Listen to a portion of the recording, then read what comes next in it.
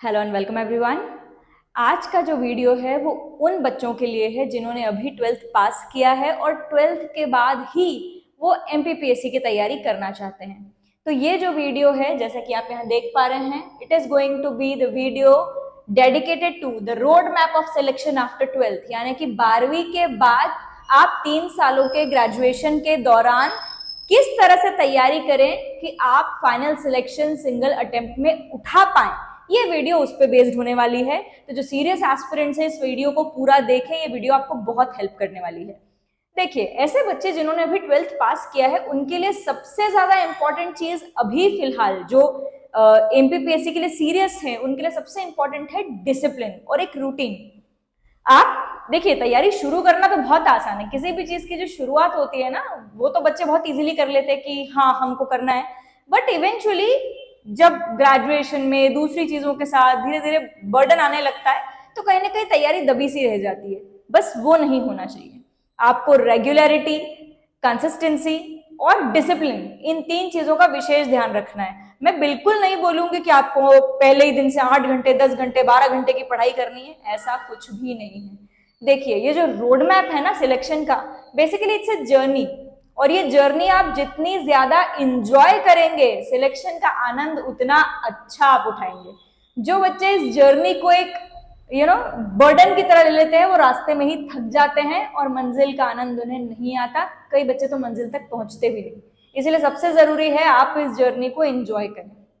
अब इन 3 सालों का ड्यूरिंग योर यूजी, क्योंकि देखिए एमपीपीएससी के लिए जो प्रायर रिक्वायरमेंट है वो ये है कि आपका 21 साल का पूरा होना जरूरी है, साथ ही साथ आपका ग्रेजुएशन कंप्लीट होना जरूरी है। तो इन 2 चीजों को कंप्लीट करने के दौरान आपके पास 3 से 4 साल का समय एनीवे होता है। तो हम मान के चल रहे हैं कि आपके पास ग्रेजुएशन के दौरान जो 3 साल का समय है उसी में हमको तैयारी कंपाइल करनी है। तो देखिए क्या रूटीन होना चाहिए। सबसे पहली चीज जो आपको अपनी, देखिए इट्स अबाउट लाइफस्टाइल चेंजेस। तो जो सबसे पहली चीज तो करनी है वो आपको ये करनी है कि पढ़ने की हैबिट डेवलप करें, है ना। अभी जो पढ़ने की हैबिट है, मेरे कहने का मतलब बिल्कुल भी किताबी कीड़ा बनने से नहीं है। पढ़ने की हैबिट से मेरा मतलब है try to read good content. Good content से मेरा मतलब है आप अच्छी किताबें पढ़ें, अच्छे आर्टिकल, अच्छी मैगजीन्स, कोई भी एक ऐसी बुक जिसमें करंट अफेयर की और नेशनल इंटरनेशनल अवेयरनेस की जानकारी हो, उसको आप अपना रोज का हिस्सा बना लें। वो कोई न्यूज़पेपर भी हो सकता है, कोई मैगजीन भी हो सकती है, एनीथिंग, लेकिन it should be a good content जो आपको नेशनल अफेयर्स, इंटरनेशनल अफेयर्स से अवेयर करता हो और आपको अपने आसपास चल रहे सोशल पॉलिटिकल इश्यूज की जानकारी होती रहे। ठीक है, आप उन्हें लगातार पढ़ें, पढ़कर खुद से समझने की कोशिश करें। जब आप मैगजीन पढ़ते हैं, न्यूज़पेपर पढ़ते हैं, तो उनमें आपको किसी लेखक की ओपिनियन मिलती है। आप ऐसी अलग अलग ओपिनियन पढ़ के खुद की अपनी ओपिनियन बिल्ड करने की कोशिश करें। इसे कहते हैं हम पढ़ने की हैबिट या habit of reading. Habit of reading केवल और केवल आपको फोकस करने में ही मदद नहीं करती, आपका इंटरेस्ट आपकी जर्नी में बढ़ाती है, आपकी जो थिंकिंग कैपेसिटी है उसको बेटर बनाती है, आपकी थॉट प्रोसेस को बेटर बनाती है, और इवेंचुअली ये सब आपको अपनी तैयारी में बहुत मदद करता है। तो जब भी आप अपनी तैयारी की शुरुआत कर रहे हैं आफ्टर 12th, आपको सबसे पहले पढ़ने की हैबिट डालनी है। क्योंकि देखिए, ये मैं इसीलिए भी बोल रही हूँ कि 12वीं तक आपने जो पढ़ाई की है वो थोड़ा स्कूली पैटर्न होता है। उस स्कूली पैटर्न में हमारी जो लड़ाई होती है ना, वो एकेडमिक चीजें पढ़ लो, नंबर ले आओ, इसी तक की होती है ना। सोचने की प्रक्रिया या हमारी थॉट प्रोसेस को बेटर बनाना, स्कूल में इन पे बहुत ज्यादा फोकस बच्चा नहीं कर पा रहा है। तो शुरुआत में आपको बोलूंगी आप पढ़ने की हैबिट से शुरुआत करें, ये आपके डेली रूटीन का हिस्सा बन जाना चाहिए। नंबर 2 जो चीज आपको करनी है, आप कोई भी एक हॉबी डेवलप करें। कोई भी एक हॉबी डेवलप करें। हॉबी डेवलप करने की बात मैं आपसे क्यों कह रही हूं, अगेन हॉबी डेवलप करने से एक तो आप अगर कोई मान लीजिए ऐसी हॉबी डेवलप कर रहे हैं जो स्पोर्टी काइंड ऑफ है, तो वो आपकी फिजिकल फिटनेस में आपको हेल्प करती है। कोई ऐसी इंडोर हॉबी या एनीथिंग, कोई क्राफ्ट, कोई भी हॉबी अगर आप ऑप्ट करते हैं तो एक तो ये आपके मेंटल पीस के लिए बहुत अच्छी होती है, ये आपको क्रिएटिव बनाती है, आपकी क्यूरियोसिटी बढ़ाती है और आपका कॉन्सेंट्रेशन भी बढ़ाती है। तो कोई भी एक हॉबी आप डेवलप करें, ये आपको अपनी जर्नी में कंसिस्टेंट बने रहने में और जब भी बोरियत होने लगेगी तो उससे उबरने में हेल्प करेगी। साथ ही साथ जब आप अपने एमपीपीएससी के इंटरव्यू फेज में जाएंगे तो वहां पे जब आप अपना डिटेल्ड एप्लीकेशन फॉर्म भरते हैं, वहां पे आपको एक सेक्शन होता है हॉबी, वो फिल करना होता है। बच्चे वहां पे कंफ्यूज होते रहते हैं, ये सोचते हैं मैम यहाँ पे क्या लिख दें। अगर आपकी एक्चुअल कोई व्यवस्थित हॉबी होगी तो आपको लिखने में भी अच्छा लगेगा, और आपके हॉबी ओरिएंटेड क्वेश्चन जब इंटरव्यू पैनल आपसे करेगा तो जवाब भी आप बहुत क्रिएटिव कैटेगरी के देंगे, जो नंबर लाने में भी आपको फायदा देने वाली होगी। तो ये 2 चीजें तो आपको इनिशियली करनी है। अब नंबर 3 आते हैं कि जो सिलेबस ओरिएंटेड पढ़ाई है उस पे कैसे जाया जाए।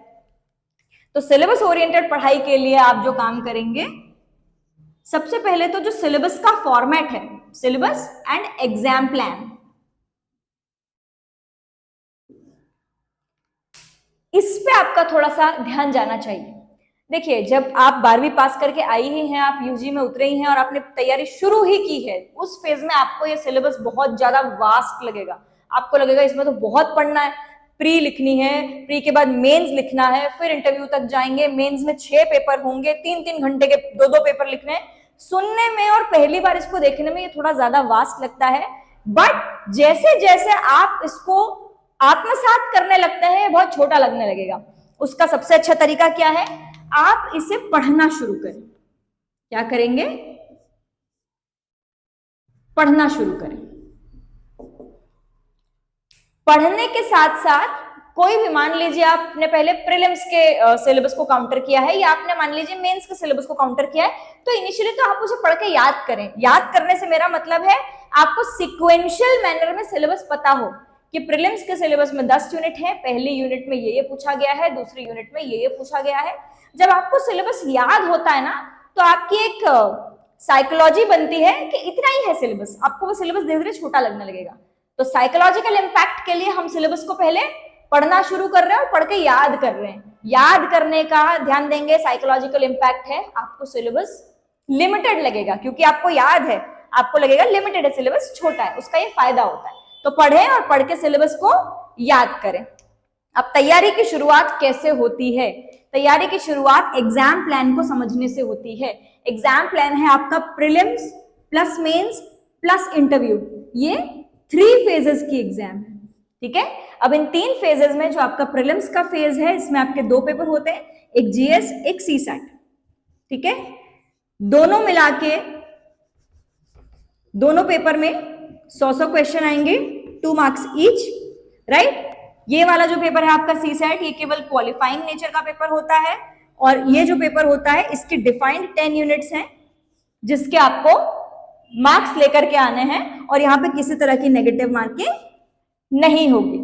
इसके लिए पीएससी के सिलेबस ने 10 डिफाइंड यूनिट्स आपको दे रखी हैं, उन यूनिट्स में से ही प्रीलिम्स पूछा जाता है, ऑब्जेक्टिव नेचर का पेपर होगा। इसके बाद जो मेंस है आपका, ये डिस्क्रिप्टिव नेचर का पेपर होगा। 6 पेपर्स डिफाइंड हैं, और इन 6 पेपर्स में शुरुआत के जो 4 पेपर हैं वो पार्ट ए पार्ट बी करके 2 हिस्सों में पूछे जाते हैं। पेपर नंबर 5 है हिंदी, पेपर नंबर 6 है निबंध लेखन। आप किसी भी माध्यम से आते हो, ये 2 पेपर आपको हिंदी में ही लिखने होते हैं। तो इस तरीके से आप एग्जाम प्लान को समझें कि कौन से क्वेश्चंस आते हैं, किस टाइप के क्वेश्चन आते हैं, उनकी वर्ड लेंथ क्या होती है, कितने शब्दों में लिखना है, कितनी टाइम लिमिट में लिखना है। आप इस एग्जाम प्लान को थोड़ा सा समझें। एग्जाम प्लान को समझने के बाद आपको जो अपनी सिलेबस को पढ़ने और सिलेबस ओरिएंटेड तैयारी की जो शुरुआत है वो हमेशा यहां से करनी है, मेन से करनी है। यानी कि जब भी आप सिविल सर्विसेज को काउंटर करते हैं तो प्रायोरिटी पे आपको तैयार करना है पहले मेंस। देखिए, आपके पास 3 साल का लंबा समय है।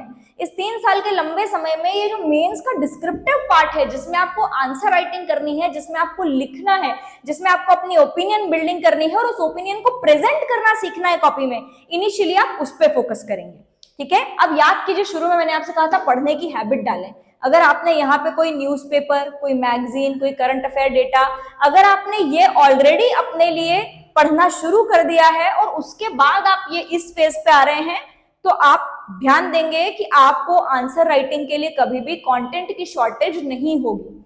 आपकी समझ अच्छी होगी, आप सोशल पॉलिटिकल इश्यूज से अवेयर होंगे, इकोनॉमिक इश्यूज से अवेयर होंगे, और यही सब मेंस के सिलेबस में लगभग होता है, जहां आपको केवल डॉट्स कनेक्ट करने होते हैं और कनेक्टिंग मैनर में अपना आंसर लिखना होता है। और एक बात कहूंगी, अगर आप एक नए कैंडिडेट हैं, नए कैंडिडेट से मेरा मतलब है फ्रेश कैंडिडेट है जिन्होंने भी 12th पास किया ही है, तो मेरा सजेशन आपको रहेगा डायरेक्टली आप नोट्स पे स्टिक ना हो कि हम किसी पर्टिकुलर संस्थान के नोट्स ले लेते हैं और हमारा काम हो जाएगा। नो, आपके पास भरपूर समय है, चीजें पढ़िए, चीजों पे रिसर्च कीजिए और उसके बाद अपने खुद के सिनॉप्सिस तैयार कीजिए। अपने हाथों से लिखे गए, अपनी हैंडराइटिंग में लिखे गए सिनॉप्सिस को टाइमली आप अपग्रेड करते रहिए करंट अफेयर्स के साथ। अब ये जो सिनॉप्सिस आप इन 3 सालों में तैयार करेंगे, ये आपकी पूंजी है। इस पूंजी को आप थ्रू आउट द टाइम इस्तेमाल करेंगे अपनी जर्नी में, और अपने हाथों से लिखी हुई चीज जो होती है वो में याद बड़ी आसानी से होती है, तो आपको इसे याद करने में भी कोई समस्या नहीं आएगी। जब आप ऐसी भारी भरकम कोई प्रिंटेड बुकलेट ले लेते हैं ना, तो पढ़ना बल्कि लगता है, बट अपने ही हाथों से लिखी हुई चीज जो है वो बहुत आसानी से याद होती है।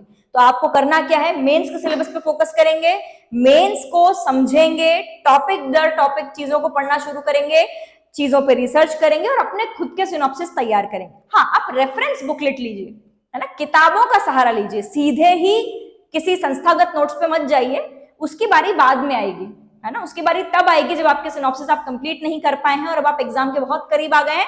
तो आप रेफरेंस के लिए नोट्स का इस्तेमाल करें, उनमें कोई बुराई नहीं है, बट इनिशियली कोशिश करें कि आप खुद उन्हें बनाएं। अगर आप इस तरीके से तैयारी करते हैं तो प्रारंभिक अवस्था में आपका मेंस तैयार हो गया है, जहां आपने लिखना सीख लिया है, जहां आपने टाइम स्पीड का मैनेजमेंट सीख लिया है, आपने ओपिनियन बिल्डिंग सीख ली है और आपने एक अच्छी लाइफस्टाइल अपने लिए डेवलप कर ली है। अब आप सोशल इश्यूज को समझते हैं, आप पॉलिटिकल इश्यूज को समझते हैं, आप इकोनॉमिक इश्यूज को समझते हैं। एंड देन आफ्टर, जब आप अपने अंतिम ईयर में होंगे ग्रेजुएशन के, तब आप शिफ्ट हो सकते हैं प्रीलिम्स पे। तब आप प्रीलिम्स पे आइए, प्रीलिम्स ऑब्जेक्टिव नेचर का है। यकीन मानिए जितनी तैयारी आप मेंस में कर चुके होंगे, 90% तैयारी आपकी प्रीलिम्स की वहीं हो चुकी है। अब आपको प्रीलिम्स के लिए करना क्या है, आप सीधे जो एमसीक्यू प्रैक्टिस पेपर होते हैं आप उन पे आ जाइए, आप एमपीजी के पढ़िए, आप करंट अफेयर पढ़िए और डायरेक्टली आप लगाइए एमसीक्यूज, जितने ज्यादा आपसे हो सकते हैं। डेली बेसिस अपना टारगेट लीजिए, 100, 150, 200, जितने आपसे हो सकते हैं। एंड देन आफ्टर जब आप अटेम्प्ट के लिए जाते हैं, ट्रस्ट मी, आप एक highly confident, completely prepared candidate के तौर पे एग्जाम में अपीयर होंगे और आपके सिलेक्शन के चांसेस बहुत ज्यादा होंगे। अगर आप मुझसे एग्जाम प्लान के बारे में या इस पूरे वीडियो से रिलेटेड किसी अदर टॉपिक पे डिटेल्ड इंफॉर्मेशन चाहते हैं, आप कमेंट बॉक्स में मुझे बताइए, नेक्स्ट वीडियो हम उसी पर बेस्ड बनाएंगे।